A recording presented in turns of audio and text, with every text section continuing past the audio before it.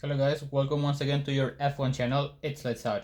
On today's video, we're gonna give our quali thoughts on the Saudi Arabian Grand Prix, as well as some race expectation for tomorrow's race. But before that, welcome Little Checo, the new partner on this channel. Now, let's get into it. Okay, as we tend to do it in this kind of video, we're gonna go from the back of the grid to the top part, so we don't avoid any of the last positions. On last position for tomorrow's race, 20th place, we have the Chinese driver, Guan Yuju, from Scuderia Sauber. The Chinese driver couldn't even have a lap on quali session today due to his previous accident on the free practice 3. The Chinese driver suffered an accident who damaged pretty bad his car, and even though the great effort from his mechanics, they couldn't finish the fixing on time, so Guan Yuju couldn't have even a single lap, which put himself on 20th position for tomorrow's race.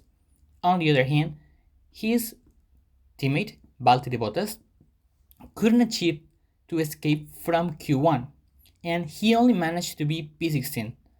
The drivers from Sauber or Stake, or as you wish, are going to have to fight quite hard tomorrow if they want to achieve some points. Once again, they seem to be stronger on race pace than on qualifying. Let's see if they can achieve some points tomorrow. Getting into 19th place, we have the American driver Logan Sargent. The Williams driver once again was eliminated in Q1, and he could only achieve 19th place. Probably he's not performing as expected, because his teammate Alex Albon once again is outperforming his Williams, getting into 12th position. The Williams driver will have to fight quite much tomorrow if they want to overcome the drivers ahead. Yes, we know that they have a huge high speed on the straight, but I don't think it's gonna be enough to achieve points for them tomorrow. But let's see what happens. On 17 and 18 place, we found both Alpine drivers.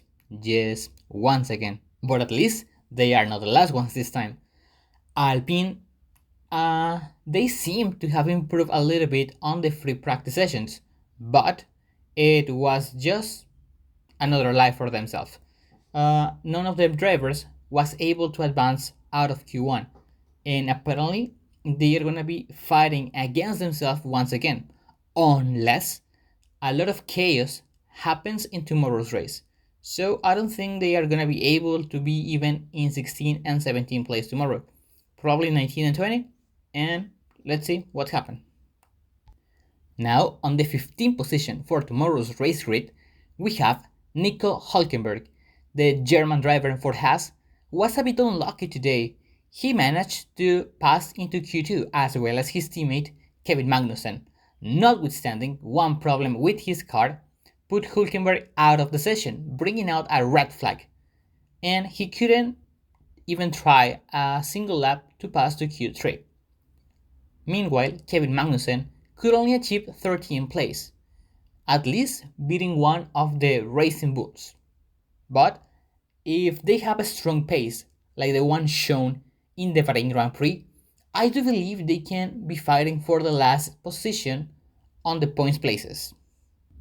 On the 14th spot, we found an Australian driver, Daniel Ricciardo. He couldn't manage to be ahead of his teammate Yuki Tsunoda once again, so far he has lost twice against the Japanese driver, at least on qualifying sessions.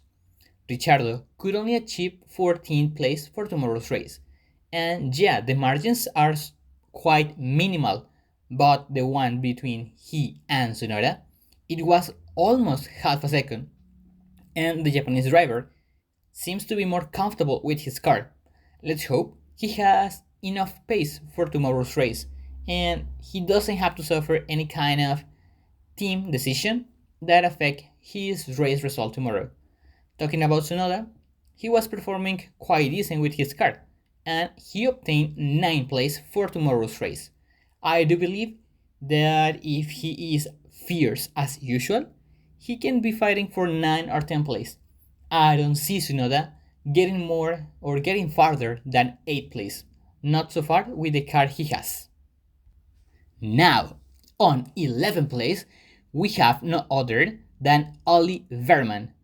Yes, he is a debutant driver for Ferrari after the incident for Carlos Sainz. The Spanish driver suffered from appendicitis and he had an intervention. Fortunately, Carlos Sainz is out of trouble and he is recovering already. So hopefully he can be ready for the Australian Grand Prix. But so far, Ollie Berman, the 18-year-old Ferrari driver, performed really good on his first Formula One Grand Prix. He managed to achieve 11th position for tomorrow's race, but he was only 36 milliseconds away from getting into Q3. So, for being his first time and only have the chance to practice once, I think he did quite good. So, congratulations for him. And we don't know. I do believe he has the car and the skills to achieve 1 or maybe 2 points tomorrow. But we'll find out tomorrow. Talking about his teammate, the Monegasque driver, Charles Leclerc, once again, he kind of surprised us. He took and he achieved a lap out of nowhere and put his Ferrari between first and third place. So, yes, he obtained second. Charles Leclerc has shown us once again that the one lap speed on his car is there, and even if the car doesn't get along, he's gonna manage to achieve it. Let's see if he can get a good position when the race is over tomorrow, but so far he has a good spot to start. Keeping ahead, on 10th place, we find the first of the Aston Martins with Lance Stroll. The Canadian driver managed this time to advance into Q3, but I think is that expected with the car he already has. Now, even he advanced into Q3, he didn't manage to achieve more than 10th place. At least I would have expected 9th position, but he was beaten by Tsunoda, as mentioned before. On the other hand, Fernando Alonso has shown us once again that his talent is there, and probably is gonna continue with him for a long time. The Spanish driver managed to achieve 4th place for tomorrow's starting grid. He couldn't take the most of it, even though he get a tow from one of the McLaren in his last attempt on the Q3. Anyway, Alonso seems to be really strong this weekend because he has been there in practice 1, 2, and 3. Yes, the race is other thing, but so far he seems pretty strong. And last year he achieved the last podium stop. On 8th and 7th position, we have the Mercedes-Benz drivers. Hamilton on 8, George Russell in 7. The Mercedes drivers have been struggling a little bit with their car and a little bit more Hamilton. Probably the setup chosen by the British driver wasn't the ideal this time, so he will have to fight back once again as he did last week.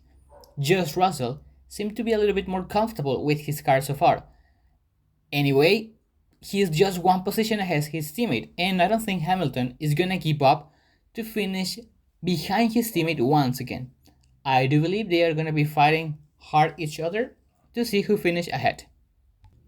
On 6th and 5th place, we have the McLaren drivers.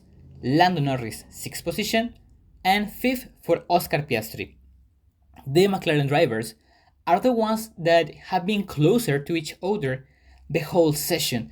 It was always no farther than 110 between their attempts. So I believe it's gonna be a really close battle among them. But taking into account Norris' experience, I do believe he can finish ahead of Piastri once again. But the Australian driver has shown us that he's improving race after race, and maybe he can show up that he is already quite into the mood and he can defeat Norris tomorrow. But we'll see. Now, closing tomorrow's grid, we're gonna finish talking about the Red Bulls. Sergio Perez on third place and Max Verstappen once again on a new pole position.